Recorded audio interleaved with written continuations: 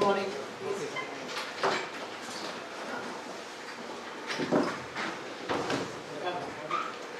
Please sit down.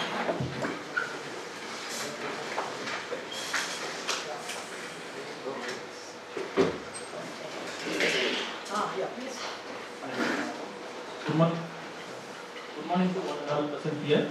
I, on behalf of Tamil stream of Center of Indian Languages, welcome you all to the special lecture series on old classical literary theories. Today, we are going to initiate this series with Prakrit literary theories. Now, we would like to have our functions integration with Tamil Thai Varthu, and I request you all to stand.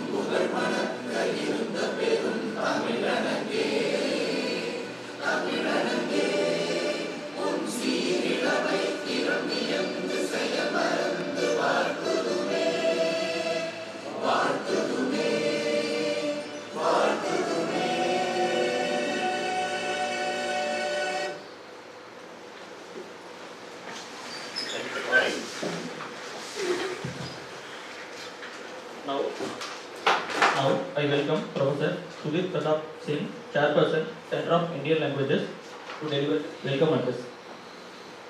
Thank you.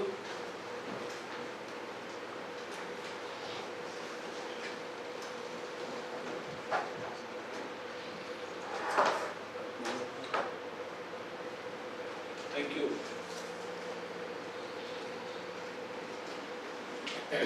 आदरणीय कुलगुरु professor Shanti Singh बिल्कुल Pandit ji, school dean professor Shobha ji, professor Sudhir ji,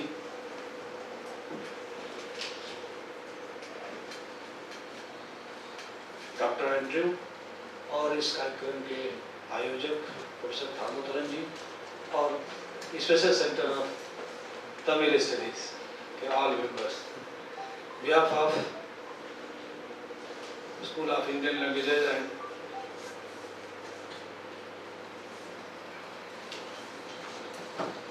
Culture Studies, I welcome to all of you. दरअसल जो हम लोगों ने विशेष तौर पर हिंदी लिटरेचर या इंडियन लैंग्वेज ज्ञान लिटरेचर के जो अध्ययन किया है और देखा है, उसमें क्लासिक लिटरेचर थियरी विशेष तौर पे पाली प्राकृत के समय या उससे प्री, जो कि सुधीर जी बताएंगे, संस्कृत काव्यशास्त्र, भारतीय काव्यशास्त्र में हम लोगों ने हिंदी में विशेष तौर पे संस्कृत काव्यशास्त्र की थियरी को माना है। बावजूद इसके कि हमारे पास ऐसा प्रमाण रहा है कि ओल्डेस्ट लैंग्वेज के रूप में तमिल लिटरेचर हमारे पास उपलब्ध रहा है और संगम लिटरेचर का एक विशेष थियरी हमारे पास रही है। बावजूद इसके हम लोग जब कह रहे हैं तो मैं भारतीय भाषाओं के संदर्भ में कह रहा हूँ जो उत्तर भारत में बोली जाती है, समझी जाती है। उत्तर पूर्व के भारत में बोली जाने वाली वो सारी भाषाएं, उनके साहित्य मुख्य तौर पर संस्कृत काव्यशास्त्र का अनुकरण करता आया। संस्कृत, तमिल और हिंदी, इस बीच में जितना भी पाली प्राकृत अपभ्रंश होते हुए हिंदी के बनने की प्रक्रिया तक किस थियरी के अपना स्वरूप ग्रहण किया है, किसने अपना रूप परिवर्तित किया है और किस रूप में भारतीय भाषाओं के अन्य साहित्य में गया है, इसका कोई मुकम्मल जानकारी अन्य भारतीय भाषाओं को नहीं हो पाता है।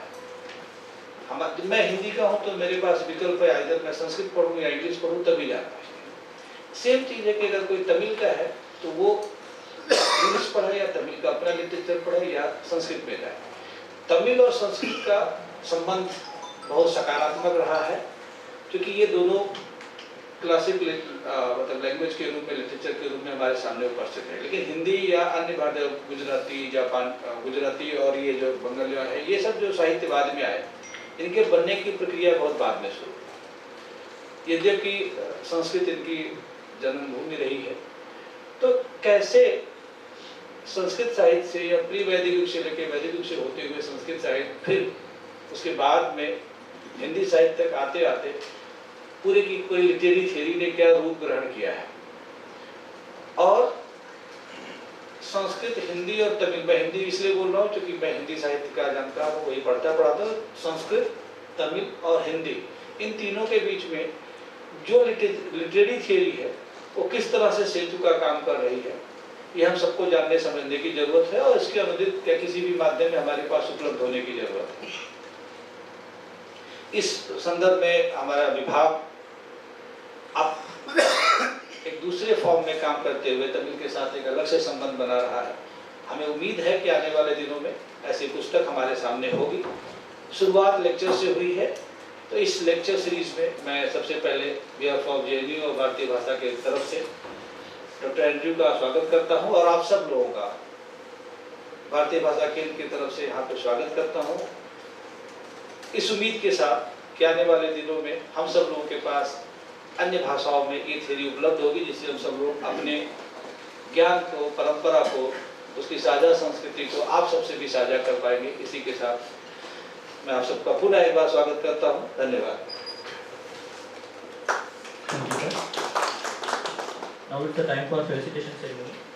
First of all, I request our Honorable Vice Chancellor, Ma'am, to Honorable Cheif Guest, Dr. Ollett, with the momentum.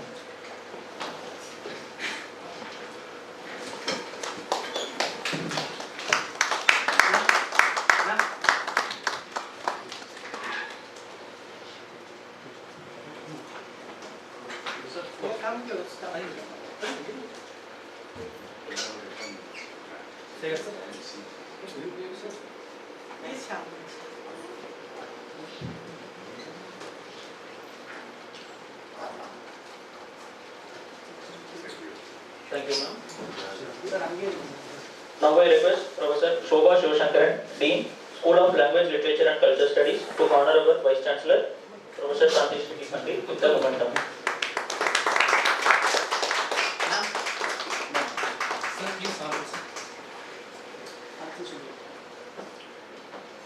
Thank you, ma'am. Giving books is better than flowers.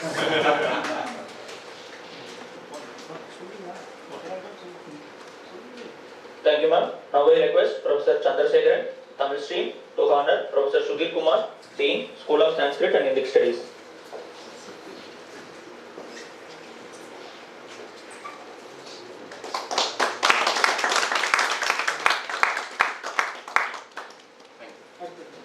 Thank you, ma'am. Now I call upon Ms. Virgi Selvi, PhD Scholar, Tamil Stream, to honor Professor Shobha Shivashankaran, Dean, School of Language, Literature and Culture Studies, with the momentum.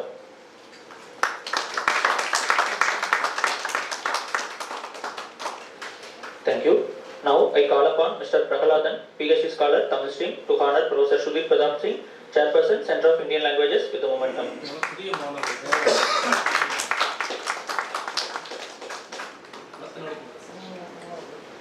Thank you all.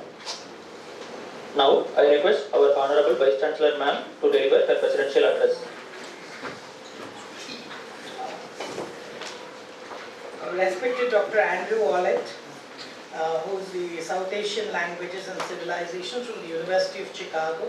The University of Chicago is very close to my heart because I'm from international relations, and the Chicago school is very, very dominant, and John Mershimier, whom I did study under, was there, and also Hans Morgenthau, who started the realist school, was from the University of Chicago, as well as Professor Laswell and others. So the political science school made a huge revolution, not only in the study of political science but international relations, which is my subject, and so I welcome you to the Jawaharlal Nehru University, sir.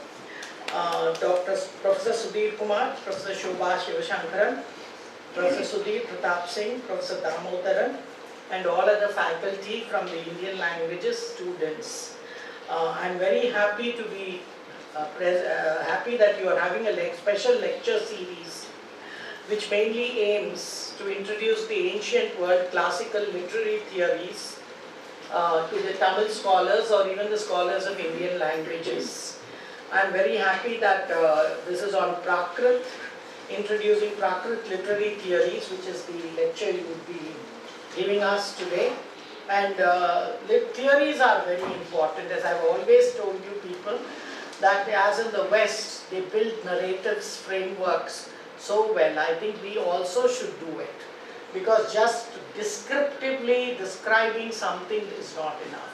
You have to look at it from frameworks, narratives, theories, and whether all the theories that have both in Sanskrit and Tamil, can you make it into certain frameworks, other Indian languages like Telugu, Kannada and others.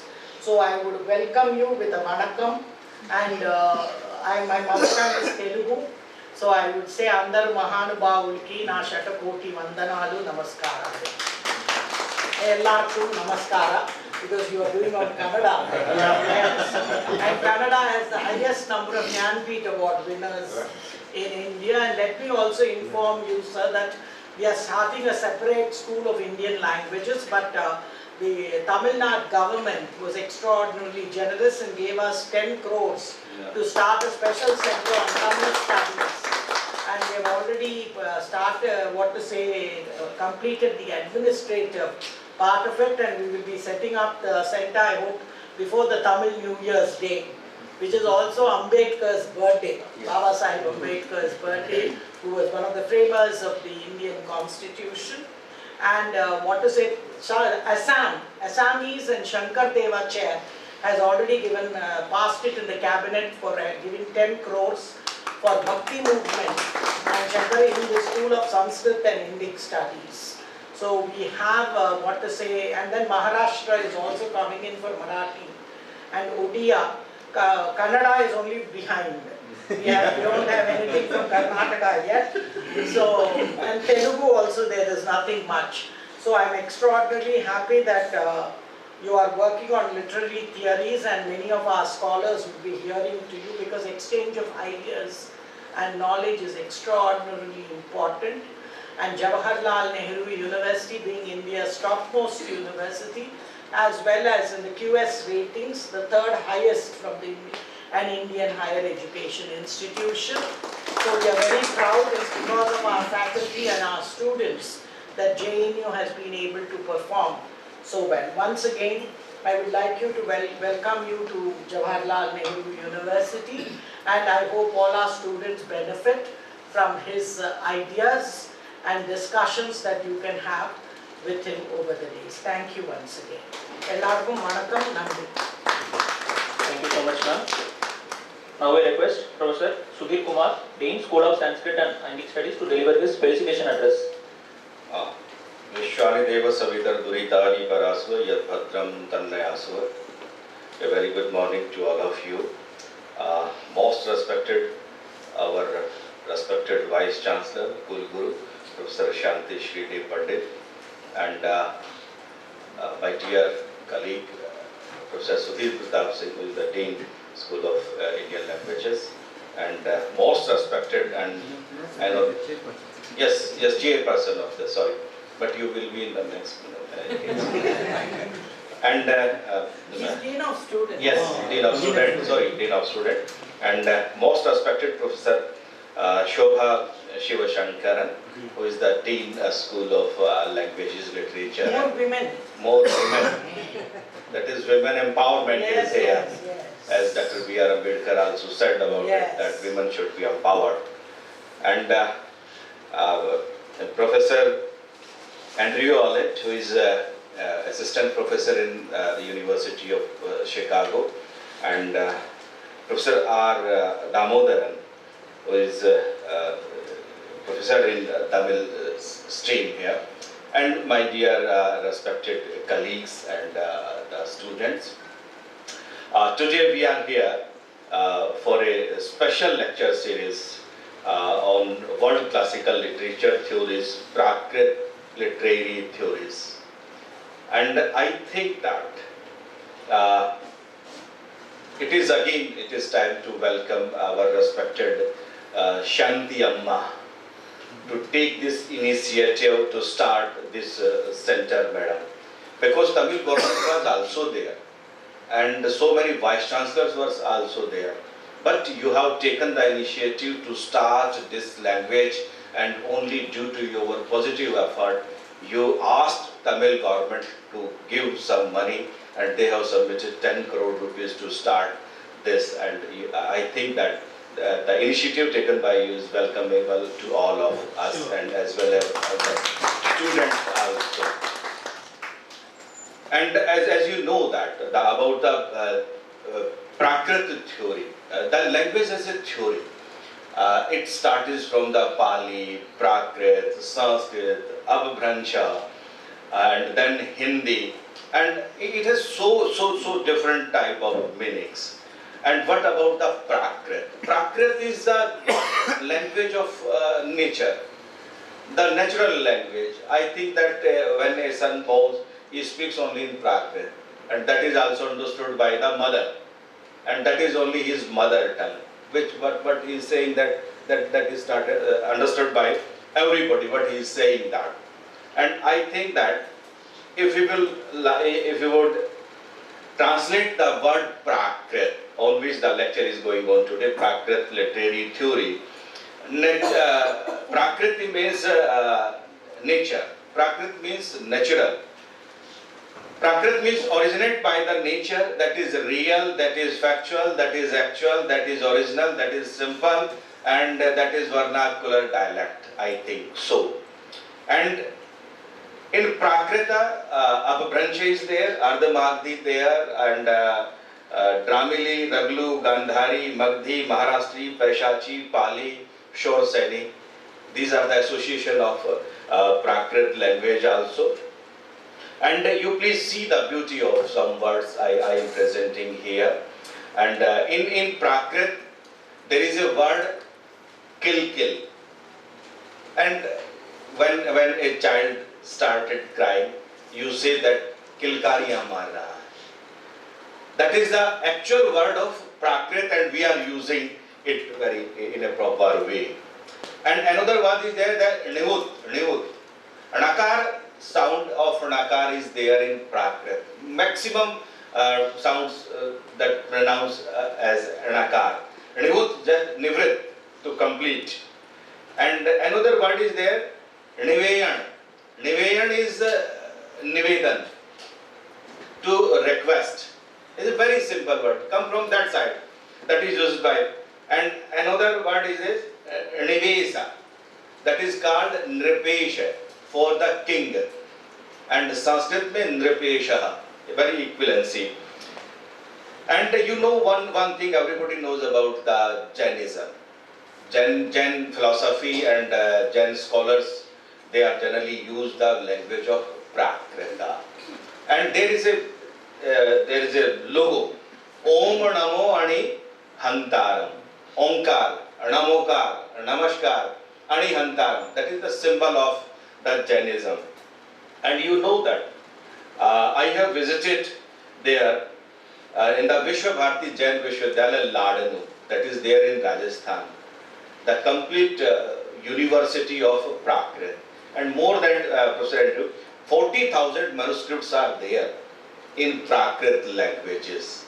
A big and a rich source of non-violence all over the world. They are following regarding the Prakrit languages also. And I would like to quote only as an introduction, I would like to introduce more words, the literary theory and the theory of languages.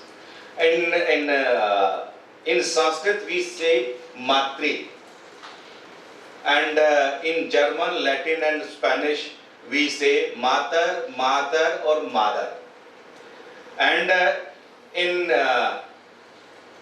Tamil we say amma. And I asked Professor Sir here What about the Vice Chancellor there? What is the meaning, what we will say to Vice Chancellor there?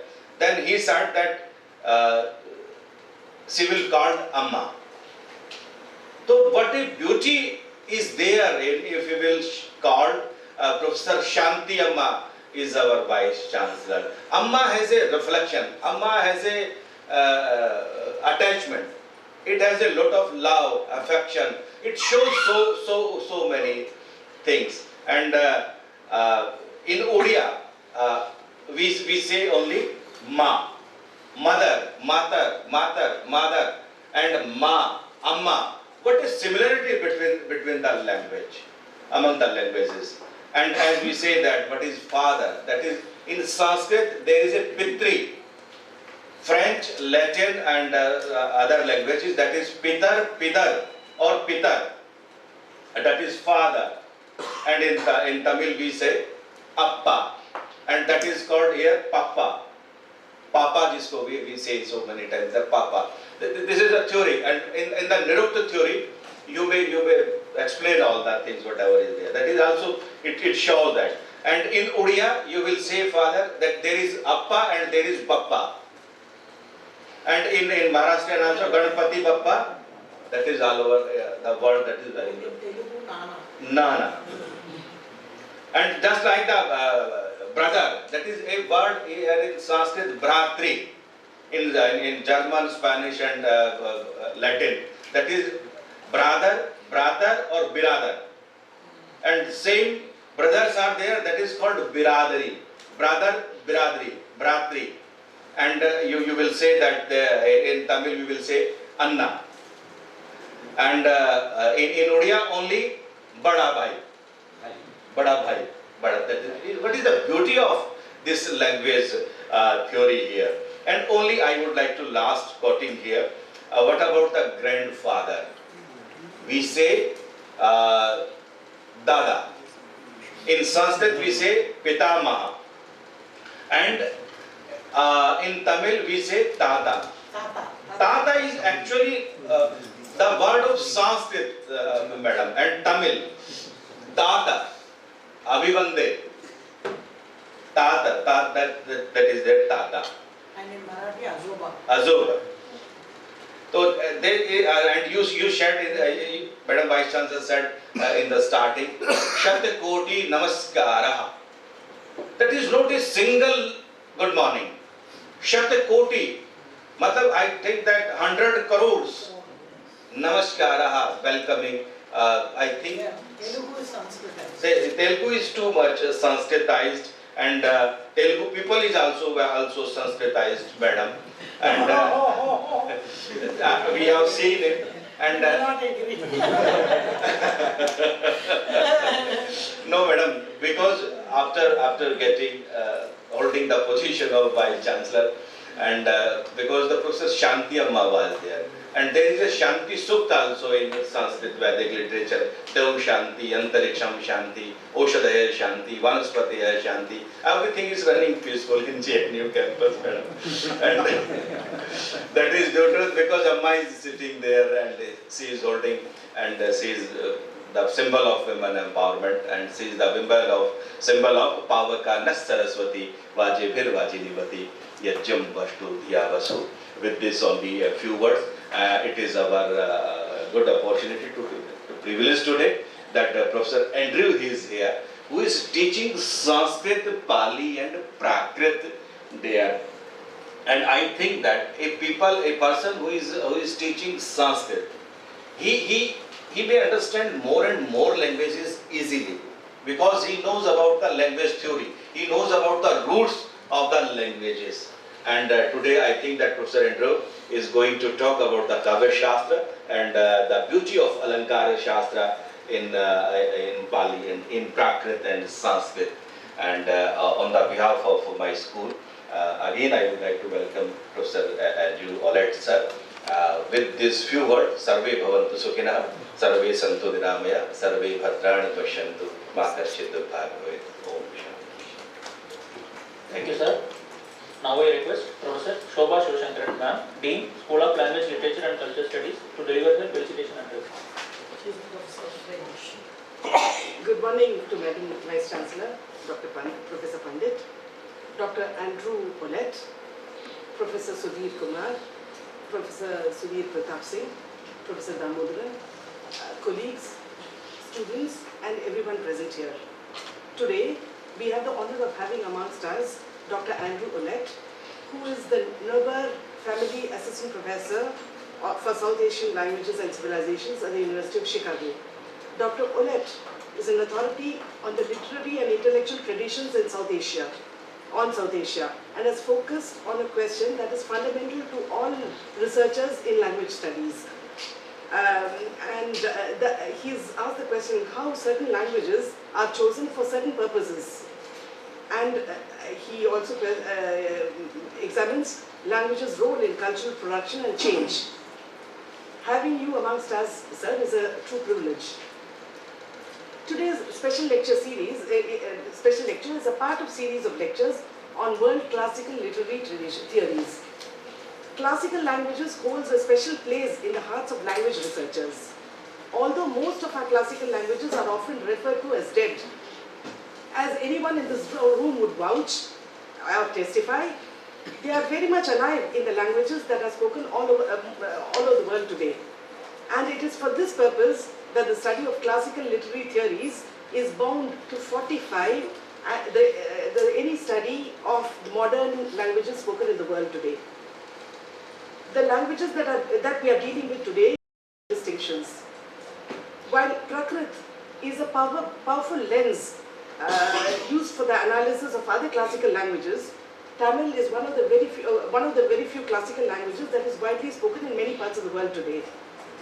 Therefore, the importance of Prakrit in the analysis of the relationship between Tamil and Sanskrit cannot be denied. While I have no scholarship in Prakrit, I have studied the relationship between Tamil and the derivative of another classical language, which is French. And I've done this for many years. Therefore, I really look forward to exploring Prakrit literary theories, which I'm certain would greatly aid me in teaching and research. I also commend our Vice Chancellor for promoting such interdisciplinary language study, and the Center for Indian Languages, the Tamil stream in particular, for methodically organizing this special lecture. I also thank the scholars from the School of Sanskrit and Indic Studies for the perspective that they would add to this talk on Prakrit literary theories and Tamil. I'm told that the upcoming sessions would focus on the literary theories of other languages like Sanskrit, Greek, Latin, Hebrew, and Chinese. I await each session eagerly, and I'm certain that this special lecture series would be a grand success. Thank you. Thank you so much, ma'am. Now, for the chief event of today, I welcome Dr. Andrew Ollett, our honorable guest speaker, to deliver his guest lecture on Prakrit literary theories, growth poetics in Prakrit. Okay. Can you all hear me? Good morning, welcome, and thank you all for coming. I have a lot of people to thank. I'm very happy to do so. I will thank, first of all, the Honorable Vice Chancellor Shanti Shri Dhulipuri Pandit. Thank you so much for having me. Professor Sudhir Pratap Singh, Professor Shobha Shivashankaran, and Professor Sudhir Kumar. Sudhir Kumar is our Sanskrit Vibhagasya Pratiniti. Mama Mahan Santosha Asti Yata Sanskrit Vibhagasya Sahakari Upastita Iha Adya.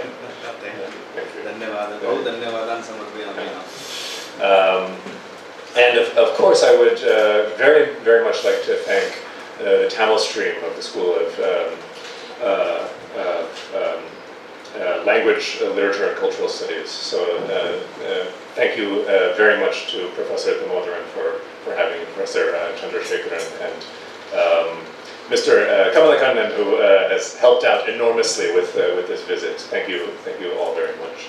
And thank all of you for coming here. I will speak in English. मैं अंग्रेजी भाषा में बात करूँगा, लेकिन मेरी उम्मीद ये है कि सब आप मेरा अमेरिकन एक्सेंट को समझ सकते हैं. JNU, Jawaharlal Nehru University, has a very special significance for me personally and my colleagues at the University of Chicago. Those of us working in South Asian languages and civilizations have always held JNU in enormous esteem. Some of us have degrees from JNU, and it's been a real pleasure to collaborate with colleagues from JNU over the years, and so I'm really very happy to be here. We're always extremely impressed with the quality of the students that we receive from JNU, and that, again, as the Honorable Vice Chancellor said, is due to the really superior quality of the faculty and the students here. And we also, of course, admire JNU's spirit over the decades, the spirit of protest.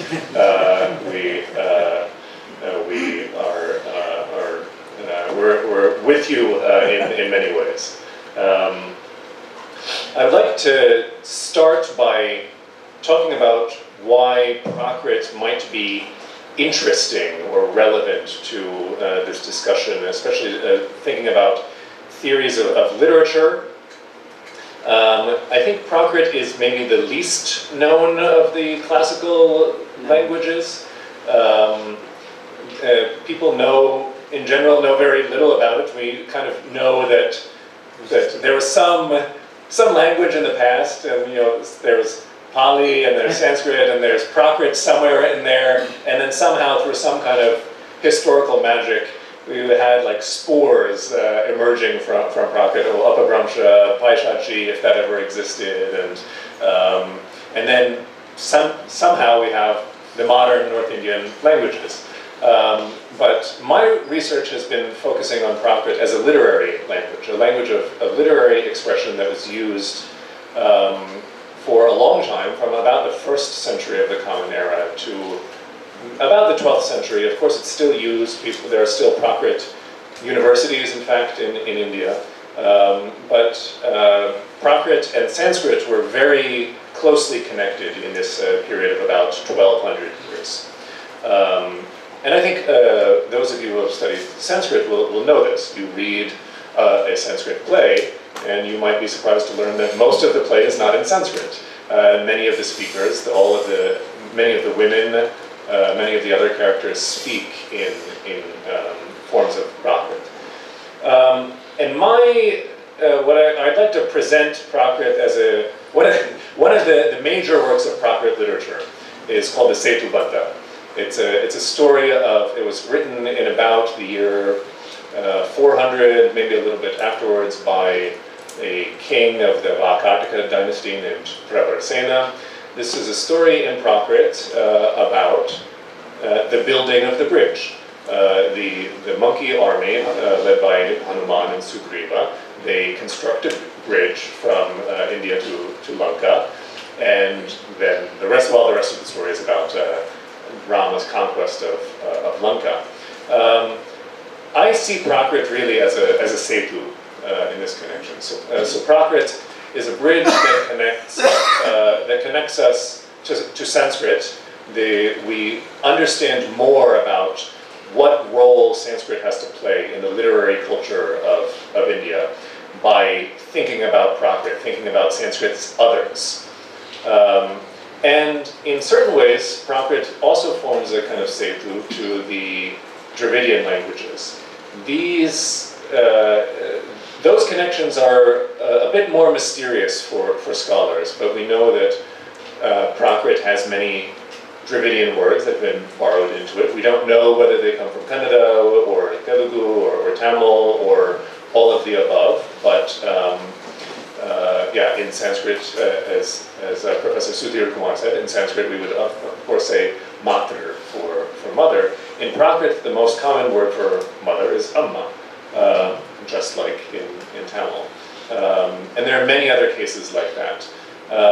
And Tamil scholars, especially George Hart and Siegfried Lienhard, have discussed the very close thematic connections between Tamil poetry of the early period, the so-called Sangam period poems, and Prakrit lyric poetry of around the same time. These are lyric poems that are often about love, that take place in nature, and the natural world has a very important role to play. I won't be talking about those connections now, but I would like to use Sanskrit and Tamil to frame what I think of as Prakrit literary theory. So I'm going to start. I've given a handout, which you might not have, but you might be able to see it on the screen if you squint hard enough. If not, I will read the text out loud, so hopefully you can follow in that way. So let's start with a definition of poetics. What is poetics, or poetic theory, or literary theory? I consider one definition is it's systematic knowledge that's useful for composing literature, understanding it, talking about it, and criticizing it. So this is a very broad definition, and it can encompass multiple things. I want to start with a definition that I like from the Jain author Jinasena, who wrote his Mahapuranam in about 850 of the Common Era. So he said, Padavidyamari chando vichitim vagalam katim traim samaritam etam tadvido vangmayam vidu. The science of words, that's Padavidya. The metrical repertoire, that's chando vichitim. And the ornaments of speech, vag, alam, kriti. These three together are what experts call vagmayam. Vagmayam is the Sanskrit word that we use very often to refer to textuality, all that is made of language.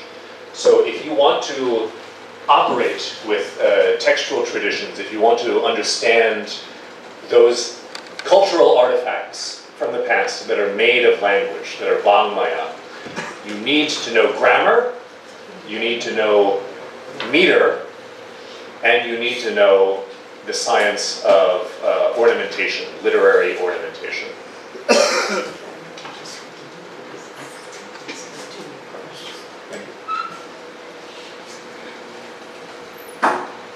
Now, in Sanskrit, in the Sanskrit tradition, these different topics tend to be produced in separate texts. They tend to be treated in different texts. So, of course, everyone knows that for grammar, we have many, many grammatical texts in Sanskrit, principally Paanini's Ashtatyaya.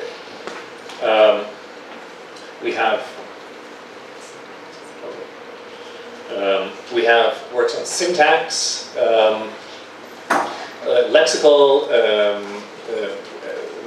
the lexicon. These are all treated somewhat separately from works that are specifically devoted to poetics, Alankara Shastra. Alankara Shastra has a very interesting history in Sanskrit. There's no one source text. It's quite a unique intellectual tradition. Most Sanskrit traditions start from some revered father figure, like Jaimini or Gautama or Kannada. But there is no such father figure for Sanskrit Alankara Shastra. Poetics, the earliest texts that we have that are specifically devoted to it show up in about the 6th, 7th, and 8th century. These are Pamaha's Kavya Alankara, which I will talk about soon, Dundee's Kavya Darsha, and other texts like that. And then for the subject matter of poetry, we have still other texts. We have the Shrungara Tilaka, we have the Saharlaya Leela, Rajashekara's Kavya Mimamsa gets into topics like this. So it's very rare that all of these topics are treated as a unit. And one example of that is the Natya Shastra of Bharata, where these topics are gathered under the general heading of Vachika Abhinaya, verbal representation. So there are several chapters in the Natya Shastra that are dedicated to this topic. So we have a very short treatment of Sanskrit grammar in chapter 14, a survey of different meters that can be used in chapter 15, and then in chapter 16 we have all of the topics of literary science, of Alankara Shastra. We have a discussion of the lakshanas, the lakshanani, qualities, gunas, and ornaments, alankara. And then in chapter 17 we have a short treatment of Prakrit grammar as well. The Tamil tradition is notable. I'm going to move to, yes, the second page, for combining these various aspects of poetics in single texts. And the model in this respect was, of course, the Tolkappiyam. The Tolkappiyam treats of phonology in the first chapter, morphology in the second chapter, and the third chapter, the Pura Arikaram, is dedicated to the content of literature. And this, what is meant by content, or puru, is ranges from meter. So we have some discussions of meter in that section. We have discussions of figures of speech, or what are called alankaras in Sanskrit, ani in Tamil. So there's a short section on uvame, or upama, the comparison. And then, of course, the very special feature of Tamil poetics, which is a discussion of the subject matter, the various themes, the hine, and so on. So these are combined in the Tolkappiyam. In later texts, I give you a quotation from the Virasorium of Uttamitriran that was composed in the 11th century. This is, I think, the earliest text to mention these 5 topics. So I quoted from Jinasena earlier. He said that Vangmayam consists of 3 main topics: Sanskrit grammar, meter, and ornamentation, alankara. In the Tamil tradition, there's often 5. So I'll just read you Uttamitriran's verse. Sorry for my Tamil pronunciation, I know it's terrible. Na mevo urtusol napparu ya palankaronenum.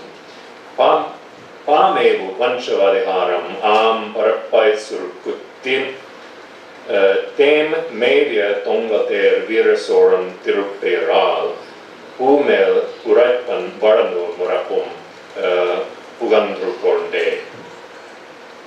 And I'll give you the translation of some colleagues of mine. After condensing the beautiful expanse of the 5 topics, this is the Panchavadikaram, which inhabit verse, Bamevu, the letters that dwell on the tongue, the words, good subject matter, that's Nalpuru, meter, Yapu, and ornamentation, Alankaram, he will, after learning the way of the northern treatises, explain these 5 topics upon this earth under the sacred name of Virasoram, whose chariot has festoons dripping with honey.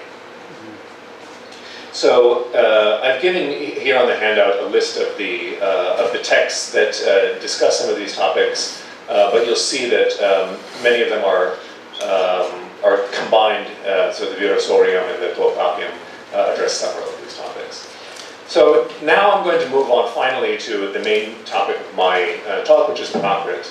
I've already said a few words about what I think Prakrit is. I mean, Prakrit is one of those words that has been evacuated of meaning over the years. So, and that's because, as Professor Sudhir Kumar said, it means the language that is based on the Prakriti. So the Prakriti could be the origin, the source, the archetype. It's often thought of as a natural or vernacular language, a kind of language that comes easily to people. There's a little bit of a false consciousness about Prakrit within Prakrit literature itself, because Prakrit literature, like Sanskrit literature, is a learned tradition. It takes a lot to participate in this tradition. You have to know quite a lot about grammar and literature in order to participate in it. But there's nevertheless a representation of Prakrit as something that's easy and straightforward. So the major works of Prakrit literature that I would like to point out, some of you may know these already, some of you may not. The most important one is called Gaha Saptasari, or Gatha Saptashati in Sanskrit. This is an anthology of about 700 single verse poems in the Gatha meter. It was compiled under the Satavahana kings, so sometime before the end of the 3rd century of the Common Era. But it's, like many texts, its origins are shrouded in mystery. I've already mentioned the Setu Banta by Pravarsena from the 5th century. There are also two texts. Well, I'll just mention one that I like very much. That's Tarangavai, or Tarangavati by Ollett. Ollett was a Jain monk, and in addition to writing texts about Jain things, he also wrote a very beautiful romance about two young people that escape their families and try to get married, but end up getting kidnapped in the process. That doesn't survive in its original form, but we have a later retelling of it, an abridgment. Now, this was a thriving literary culture from the beginning of the Common Era up until at least the 5th or 6th century. So we know, besides these works, there were many, many other works that we know have been lost. And one of the things that I would like to impress upon you is that where do we look for literary theory? We have to look into literary culture for literary theory. This is not it's not rocket science. So you look at where people are producing literature, and for people to produce and talk about and think about and criticize literature, they need to have a vocabulary to do that. They need to know what they're doing. They need to be able to criticize each other's work. And so it's not a surprise that Prakrit literature was accompanied by Prakrit literary theory. Now, when this is something that is very, very understudied. When people think about the systematic knowledge of Prakrit, they often think of grammars of Prakrit that were written in Sanskrit. But we do actually have a number of works that were written in Prakrit itself. So it's not that Sanskrit, the so-called language of science, the language of systematic thought, was always used for literature, for literary theory. There are also, just as there are works of Tamil literary theory in Tamil, there are works of Prakrit literary theory in Prakrit. I'll go through a few of these for you, and then I'll focus on one of them in particular. So, with meter, we are in the best situation. We have 2 whole textbooks on meter. Actually, we have many more, but 2 major ones that are from the 8th and the 9th century of the Common Era that were composed in Prakrit. These are very important, well, especially the second one, Swayambhu Chandas, by the poet Swayambhu. He was an Upper-Raksha poet. This is important because it quotes hundreds of verses from Prakrit literature that are now lost. And we know that these texts refer to earlier works of meter by several authors. In lexicography, we have Prakrit lexicons that are also written in Prakrit. We have one of them that survives, that's the Paya Lakshmi, the Prakrita Lakshmi, by also the Jain monk Dhanapala. Actually, Dhanapala, at the time that he wrote this text, he was not a Jain. He converted to Jainism subsequently. And then we have many other texts. I didn't give you Hemachandra's date, but he writes the Deshina. Who knows when Hemachandra was alive? Just as a fact. Hemachandra was the great scholar of Prakrit grammar and also Sanskrit literary traditions. He lived in the 12th century, so he probably wrote his lexicon of Prakrit, the Deshi Namamala, in about the year 1160. We have grammars of Prakrit that were composed in Prakrit. I talk about those in my book, Language of the Snake, so I won't bore you with it now. And then for poetics, Alankara Shastra, there's only one work that survives. It is called the Alankara Dappano, the mirror of ornaments. This is it's been published already in the 1960s by the great scholar Agarchand Naka from Bikaner. And it's a very, very interesting work, and I'll come back to it very soon. I'm going to actually skip over Harivarta. Harivarta was an early theorist of Prakrit whose work only survives in fragments. But I'm going to now go to page 4 and talk more about the mirror of ornaments, the Alankara Dappano. The questions that we usually ask when we find, so say for instance you're Agarchand Naka and your friend, a Jain monk, gives you a manuscript of this text from Jaisalmer, from the manuscript archive at Jaisalmer in Rajasthan. And you read the manuscript and you have these questions. You want to know, what is the title of the text? Okay, you look at the end and it says Alankara Dappano. So, okay, you say this is the Alankara Dappano. Then you ask, who is it by? And it doesn't say. It is an anonymous work. Too bad. And then you want to know, when was this text composed? The manuscript itself probably dates to the 13th century. It's quite an old manuscript. It's a palm leaf manuscript. But it's not dated. The text is not dated. The manuscript is not dated. So we have to guess about where this text is from and when it is from. Now here's when we get into very interesting questions. This text gives a one-verse definition and a one-verse example for 42 alankaras, 42 figures of speech. It was already noted by the great Prakrit and Apabhramsha scholar Harival Payani that the definitions in this text are very, very, very similar to those found in Pamaha's Alankara. The Kavya Alankara is considered the earliest text of Alankara Shastra that survives in Sanskrit. It's often dated to about the 7th century or so. There's a long debate about whether Pamaha or Dundin came first. I believe that Pamaha came first and it was followed and criticized by Dundin.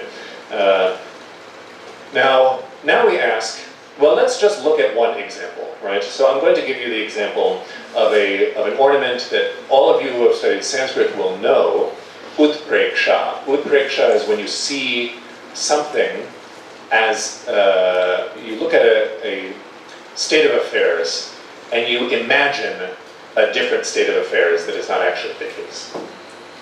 So I'll just give you the definition. The definition is a little bit complicated, but I hope you can follow it. I'll give you the Prakrit one first. Tevo vama isahiya asanta kiriya gunanujo ena avivakya samarna upekka po isa isaya. Seeing as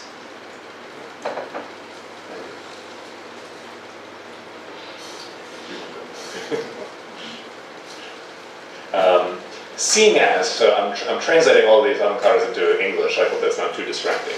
So upreksha I translate as seeing as, which involves exaggeration, atishaya, arises due to the imputation of actions or qualities that aren't really there. Asanta kirya gunanujoena, with a hint of comparison. Tevovamai sahiya, but without intending to state what they share. So in a upama, in a comparison, you say this, I'm going to give a stupid example. This piece of paper is like a conch shell because it is white. So you state the quality that's shared, namely whiteness, and that is an ingredient in upama, in comparison. In utpreksha, we don't state the common quality. We're supposed to figure it out for ourselves. Now I will give you Bhamaha's definition. Avivakshita samarya kinchit chopamaya saha atad guna kriya yogat utprekshati shayanvita.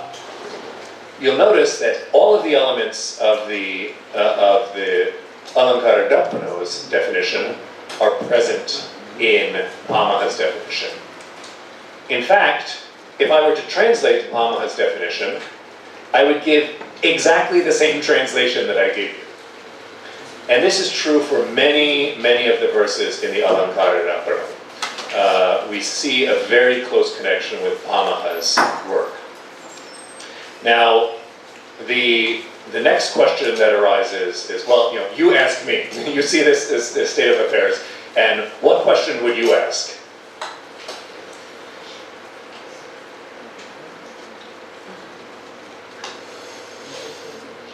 We all seem to be blank. We all seem to be blank. They all seem... No question at all. Ah. I have influence. Yeah, who came first? Right? Who came first? Was it the Alankara Dapano that took Bhamaha's definitions and cast them in Prakrit? Or was it Bhamaha who took the Alankara Dapano's definitions and cast them in Sanskrit? Right? Shabdartau sahito karyam, he mentioned. Shabdartau, in Kannada also, Shabdartau sahito karyam. Right, that is a definition of kavya, but I'm talking about the definitions of the alankaras. Acha, Saundaryam alankaraha. Alankaroti iti alankara, alankriyate aniniti alankara. I'm sorry, I think I did not express myself clearly. The question is not about what the word alankara means. Alankara means an ornament.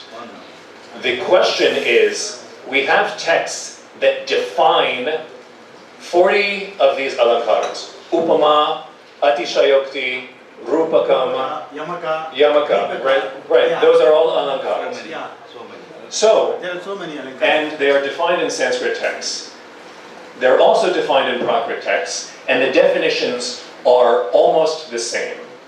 So the question is, when you read these texts together, you think, which came first? Did the Sanskrit text come first, or did the Prakrit text come first? Right? That's the question that I'm asking.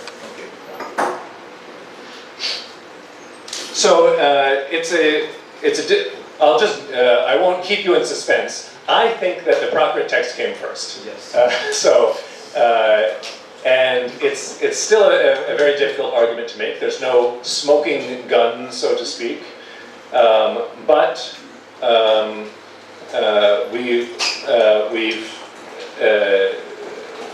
argument can go either way.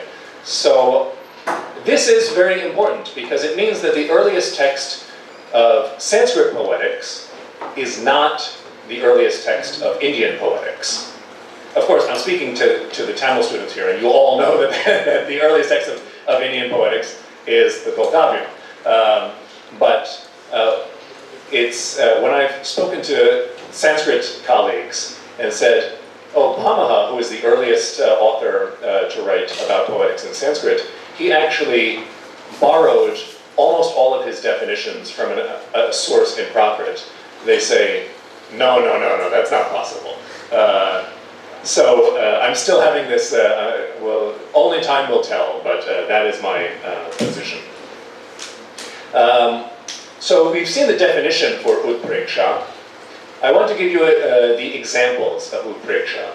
Maybe I'll start with Pamaha's example because it's a bit easier. This is the one in, it's the first one there. So, Kimshuka Vyapadeshena Taram Aruhya Sarvata Dagda Dagdamaranyan Yaha Pashyativa Vipavasu. So, you can always recognize Utpreksha in Sanskrit very easily because there's a verb followed by iva. So, what does this mean? In the guise of Kimshuka flowers, the fire seems to climb the tree and look all around for which parts of the forest have not yet been burned. So the idea here is that the Kimshuka flowers are rising up. The Kimshuka flowers are red flowers. They're like the Shalmali trees that you see around Delhi. They rise up at the very tops of the trees, and after a forest fire, it's as if they are the fire that is looking down to see what has been burned and what hasn't been burned. So the comparison here is between a Kimshuka flower and a fire. But it doesn't say the Kimshuka flower is like a fire. It says the fire has climbed up the trees in the guise of the Kimshuka flowers. And the real Utpreksha here is Pashyativa. It seems to be looking at the burned and unburned parts of the forest. Now, the example of Utpreksha that we have in the Alakara is as follows. I'll read it in Prakrit. Disai Purya Sanko Va Mala Marwa Narenda Sancharane Daradaliya Malliya Maula Laggamuha Gunjiro Pamaro. It's a very nice long Prakrit compound at the end. The bee, buzzing with his mouth planted into the half-open bud of the jasmine flower, looks like he's blowing a conch to signal the movement of the king, that is the southern breeze. So we have some comparisons here. The bee is being compared to a person who's blowing a conch. And the conch is the jasmine flower. What color is jasmine? White, yes. Okay. I was just checking to see if you're awake. So the conch is white, the jasmine flower is white. The bee looks like he's blowing a conch. And so the wind, the southern breeze, Malaya Marua, is being compared to a king who is on the march. So this is again a nice Utpreksha. And like I said, this theory, the idea of developing a language for literature, a language for poetry, and saying, okay, this is the word that we're going to use for this type of way of speaking, that arises in the context of a literary culture, obviously. So I wanted to give at least one, maybe two examples from real Prakrit literature. So I recently edited and translated a Prakrit novel called Lilavai by an author named Gauvala. It's published by the Morty Classical Library of India, so you're welcome to go buy it if you feel so moved. There's one verse that's very similar to the verse that I just read, and I'll just read it for you. Sanjalai sila la anta salila kallola sangarnibhavyo daradaliya mali muddamola gandudro avarno. A breeze, a pavarna, is blowing past, Sanchalai, carrying mist from waves of cool water. Let's see, Sila, sorry, this should be Sila la anta salila kallola sangar nibhavyo, and thick with the fragrance of fresh jasmine buds, half opened. If you notice this long compound, Daradaliya mala'i mudda ma'ula gandudtaro, it's very similar to the compound word on the previous page. Daradaliya malliya ma'ula lagga muhagundiro. So that's Utpreksha. This is an ornament, an alankara, that we have in the Sanskrit tradition as well. And I said that the Alankara Dapano defines and exemplifies 42 ornaments. Most of these are ornaments that we know from the Sanskrit tradition. Deepika, Yamaka, Anuprasa, Samayogita, and so on. There are many of these. However, there's a however, the Alankara Dapano defines about 7 alankaras that we don't know of from anywhere else. So this is a special feature of this text. I shouldn't say that we don't know from anywhere else. Some of them we don't know from anywhere else. Some of them we know from later sources that are after Bhava.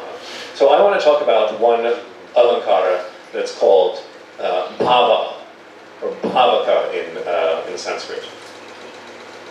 Now, this ornament has 2 subvarieties. The ornaments often have subvarieties. They're called Arnava Eso, that's Anyapadesha, a reference to something else. Many of the Sanskrit students will find this to be familiar. And the other is Awo. Awo is a very nice Prakrit word. Awo is Avrta. It means covered up. So one is, these are ornaments that we don't find in early Sanskrit works of poetics. So I'll give you the definition and then the example of Awo first. Kasa ivarneni jahim pisrehi mutrehi najanti. Hiya antarami ahiyam gurda bhava sa'awuto. When the feelings that are concealed deeply within the heart are known, thanks to someone's revealing words at a later time, that is a cover-up. So the basic idea here is that somebody has a feeling, an inner state, a bhava, that they don't want to reveal to somebody. This is a secret. It's usually about love, because Prakrit poetry is usually about love. And then this secret is revealed by somebody who's pointing out what exactly somebody is trying to do. This will become clearer with the example. Hello, sir, can you summarize? Are we running short on time?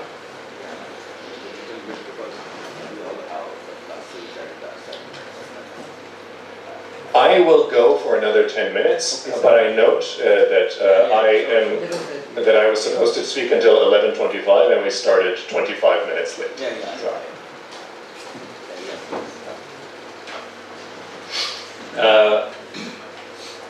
So this is the example of Bhavaka.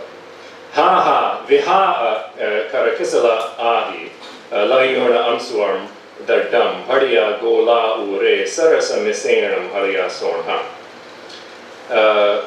So, oh my God, with her delicate arms flailing, the plowman's daughter-in-law took her burned garment and fell by a delicious ruse into the Godavari stream.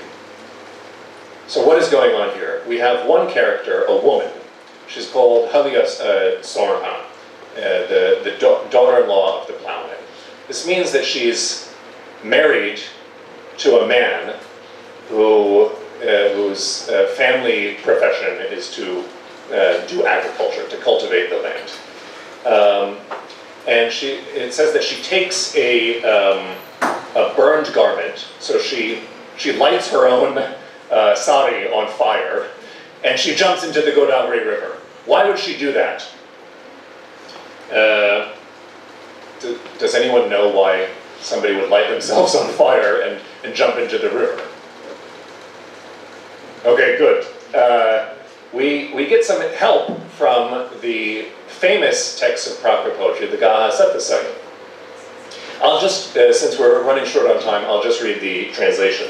When she saw the village headman's son standing on the Godavari's bank, the farmer's daughter-in-law started to go across by the path that was most difficult to cross.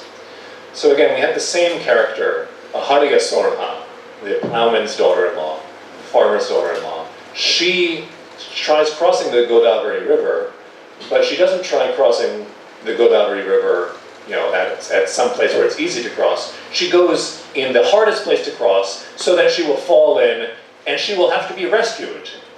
And who will rescue her? Yes, the headman's son, the Gahawai Suam, the Gurhapati Sutam. So this is a ruse. It is she's doing something so that she can actually get some physical contact with the person that she's actually in love with.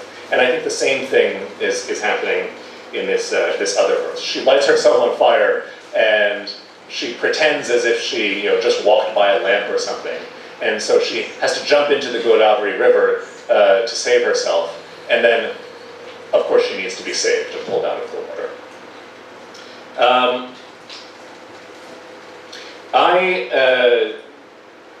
Okay, I'll mention one more thing, and then I will conclude. So the other version of this ornament is called Arnava Eso, Anyapadesha. Anyapadesha means you refer to something else. This is often called Anyokti in Sanskrit, and Kannada also has a genre of Anyokti verses. It's a very common trope in classical Indian literatures.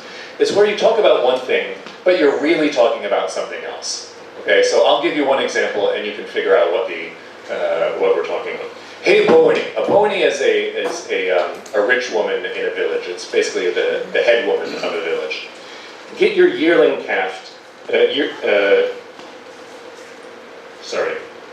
Forget about the word counted. Get your yearling calf together with some other bull. This one is only good to look at. He's not capable of doing any work. Okay, so we seem to be talking about a cow and a bull. And somebody says, that bull is no good for that cow. What are we really talking about?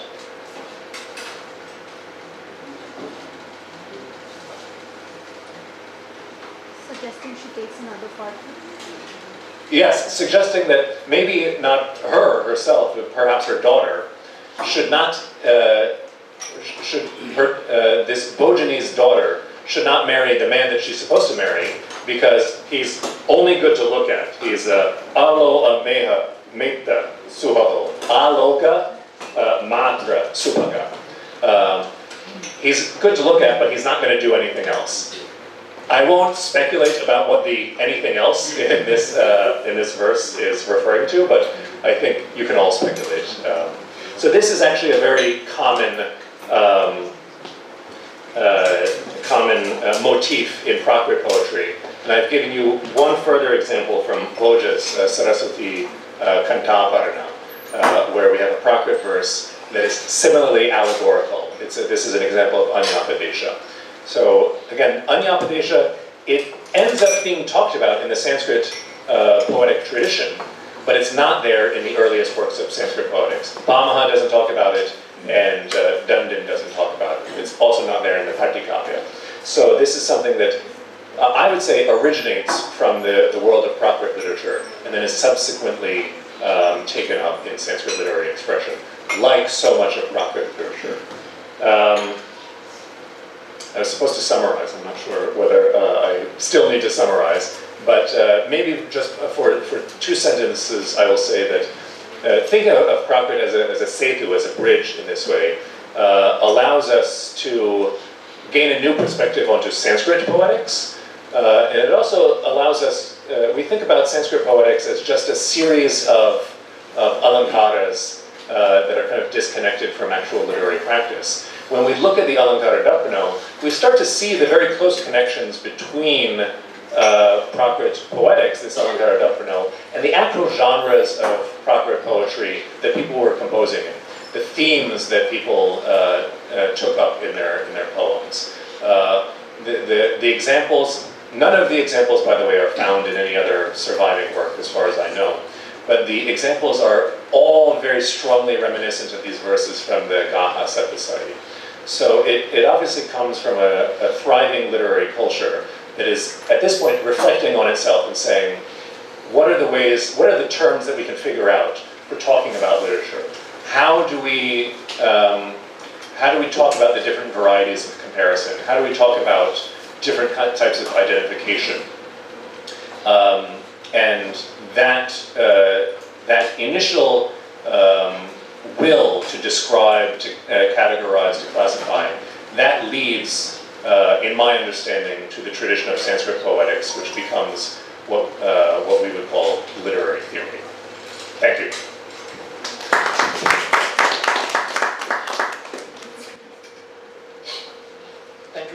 Thank you so much, Professor Andrew, for your comprehensive and in-depth lecture on Prakrit Poetics as a part of Prakrit Literary Theories. Your lecture has been very thought-provoking and interesting. Once again, I thank you. So, I think people may have questions now. We can let for question sessions. If anyone have, please, you can turn on your mic and you can ask the question. Sir, in Mummata Kaya Prakasha, Alankara means Saundaryam Alankaraha. Really, which means really beauty is the beauty of nature. That is Alankara. Really, beauty is the beauty of nature. Nature is Alankara. Saundaryam Alankaraha. That's what I learned from the Mummata Kaya Prakasha. Yes. In Dandin also says that it's the Kavya Shobha Vaha Alankara. Kavya Shobhakaran Alankaram Prajakshate. Yeah. That's in Mummata Kaya Prakasha. So many quotations. Yeah, they have mentioned so many quotations. That means beauty, nature, that's all. Yes, although that's not true, because of course, because Dandin and then Mummata, they say, well, Alankara is beauty, but then they list, 40 different Alankaras that have names, technical terms, yeah. It is not the matter of outside, it is the matter of sometime inside. Inside also, sir. Yeah. What is the definition of Saundarya? Yo yasmai rochate tat tasmai sundar. Whatever you like, that is beautiful for you. Yeah. Whatever is beautiful you not for me. Yeah. Individual. Yeah. Sometimes it's individual. This is what happens in everyday life. Yes, every day in life. Because everybody thinks that my son is so beautiful, so good, so excellent, and another one is not like that. But every mother and father thinks so. Everybody is beautiful. I think that Professor Andrew has designed a very, very good lecture on the Alankara Shastra, and I think that this lecture must be there in the Department of Sanskrit and Indic Studies, so that we can get a lot of benefit by your intellectual and by your presentation, sir, because already you have quoted so many, and your pronunciation of the Sanskrit is so accurate, sir. We have never seen of a person who have not actually belongs to the Sanskrit streams, but your pronunciation for the Sanskrit shlokas and the Sanskrit languages so fluent and so good, sir. And I think that you have quoted Udapreksha Alankara, that is based on I think that the complete mathematician's theory based on Udapreksha Alankara. Mana Rashi so sawal ka jawab hi nikal dete hain. So that is also like that. If you feel so that something is there, that is called Udapreksha, and you have quoted so many Alankaras there.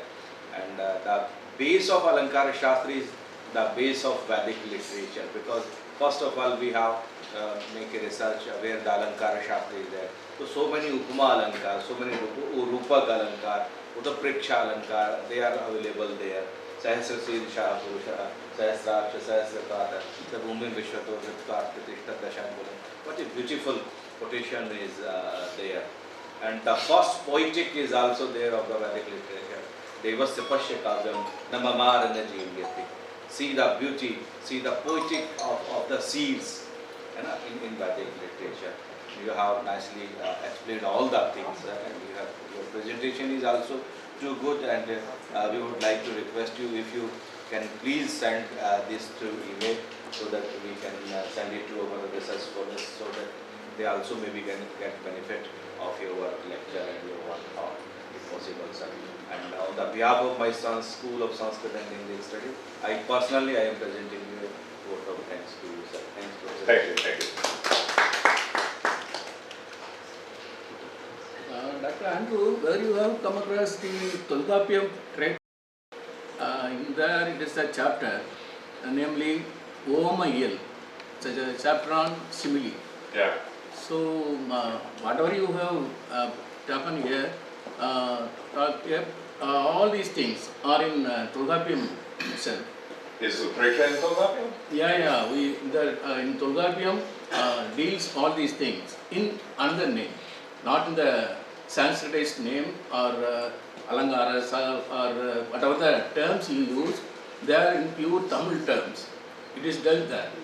So with respect, my understanding, of course I'm not a Tamil scholar, but my understanding is that the only section of the Tolkapiam to discuss Arning, as we understand it, is the Uvameyaya. And that is about Uvamey, which, so you're saying that everything here is discussed in the Tolkapiam. Are 42 Alankaras discussed in the Tolkapiam? Are 100 Alankaras discussed in the Tolkapiam?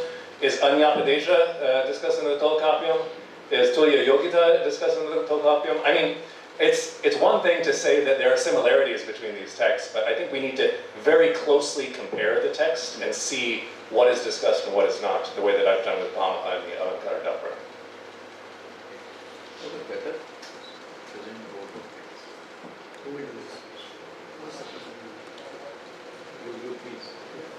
Thank you.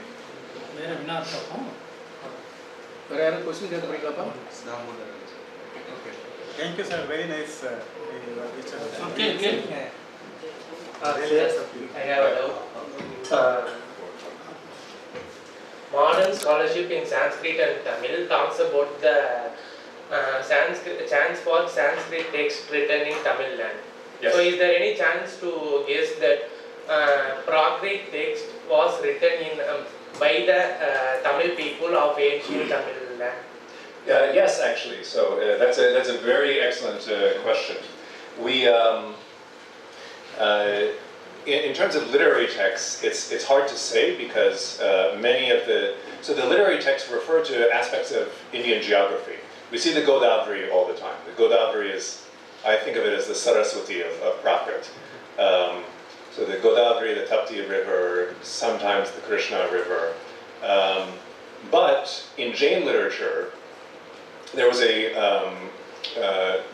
group of Jain monks called the Dravida Sangha, Digambara lineage that came from Tamil Nadu, and then they settled in southern Karnataka. So this Dravida Sangha produced a lot of very important works of Jain philosophy, and so we know that there were scholars from Tamil Nadu who worked with Prakrit, and of course there are many Tamil works that are closely linked to Prakrit works. So the best example that I can think of is the Perangare. The Perangare is the Brihat Katha, and we know from the way that the names are rendered into Tamil, we have Udayaran rather than Udayanan, that it was based on a Middle Indic source. It was not based on a Sanskrit source. Hello. I would like to add a question regarding this. As he has mentioned, even in your speech, you have mentioned that Malaya gained something in Kimshu Waplar. While you were talking about that, I couldn't help reminiscent of Tamil terms. That Professor George L. Hart and others are arguing that these terms, Malaya, it might be from southern part of Tamil Nadu. So then the same Kimshu Waplar you have mentioned, we are having a separate poem, Allar Palanathu Arakambal Variable, it's in Muttolairam. So a lot of similarities are there, sir. Yeah. Then I think yesterday I have spoken with all those things with you. So many thematical and common sources are there with Tamil because of geographically we are having over us, Andhra is there, and up to Maharashtra we are having southern part of it. So I think it would be better to compare these things with the southern part of the text.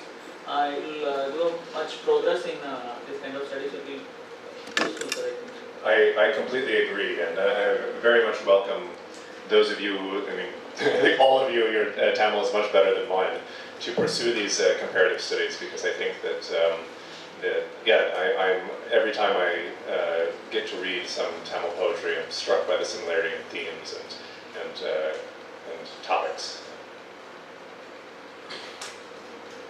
Thank you, sir.